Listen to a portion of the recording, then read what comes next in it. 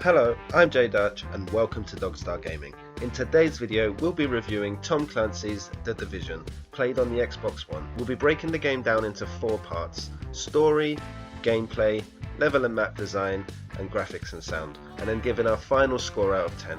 But be warned, there will be some minor spoilers. So with that being said, let's get started.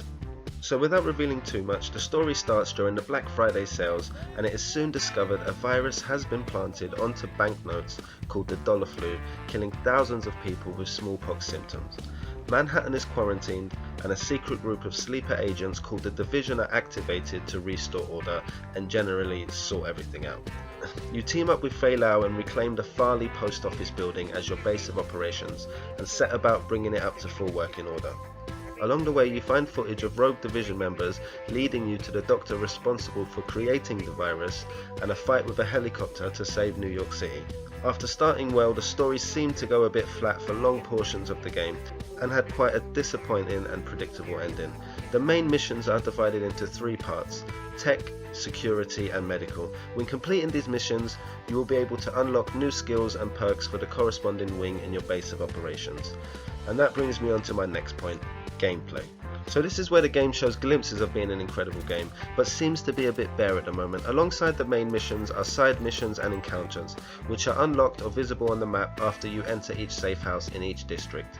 But they are all pretty much the same over and over again, but in different areas with different level AI. And speaking of the AI, they will frustrate you at first when you first start, and everyone seems so strong, but once you reach around level 20, they will become very boring, with the same enemies reused time and time again, with only a few variants, and you're able to kill swarms of enemies in a single blast.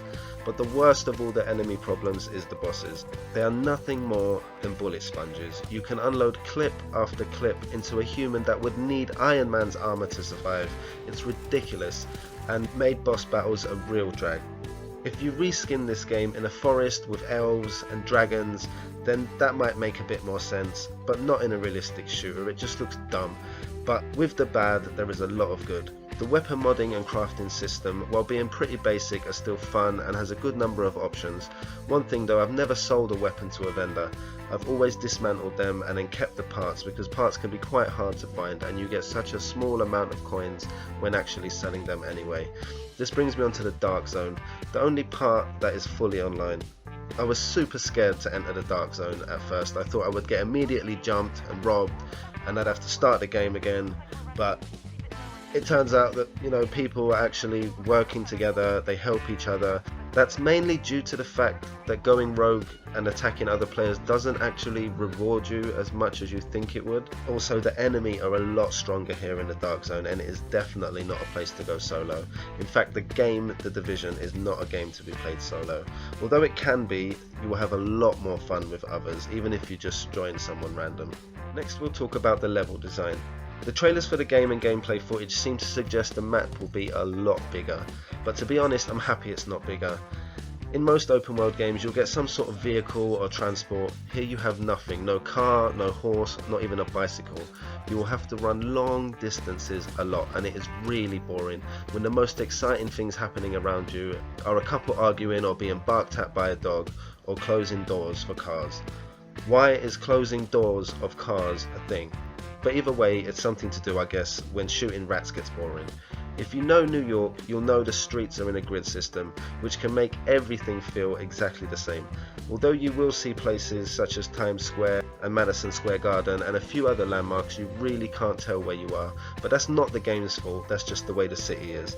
You can also explore the sewer system and the metro subways, and there are many buildings to have a wander around.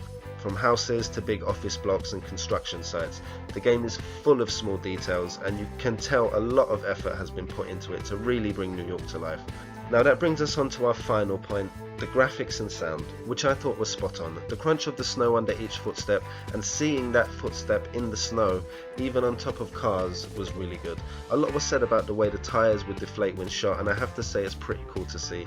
Even the glass breaks away in lumps and shatters, and it adds a lot to a gunfight when glass is breaking around you and you take cover against the car.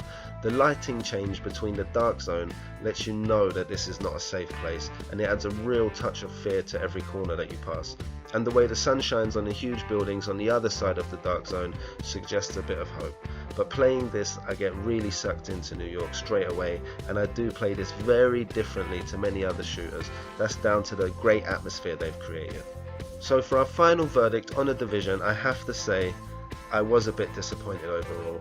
It just feels a bit bare. The story was really hollow when it could have been a lot better. It just seems a bit rushed, and maybe that wasn't the main focus of the game. Either way, it should have been better. Although this game is fun, with friends it's really fun, and I really enjoy playing it. I think the DLC will fill a lot of the holes, but for the game as it is at release, we'll be giving The Division a 7 out of 10. Like I said, it's a lot of fun, but it's just not long enough and not enough things to do, and the things to do are usually very similar to the thing you just did, you know? I hope you enjoyed our review. Please let us know in the comments if you've played The Division and what you thought of the game. Hit that like button and be sure to subscribe for more gaming news and reviews. Until next time, take care.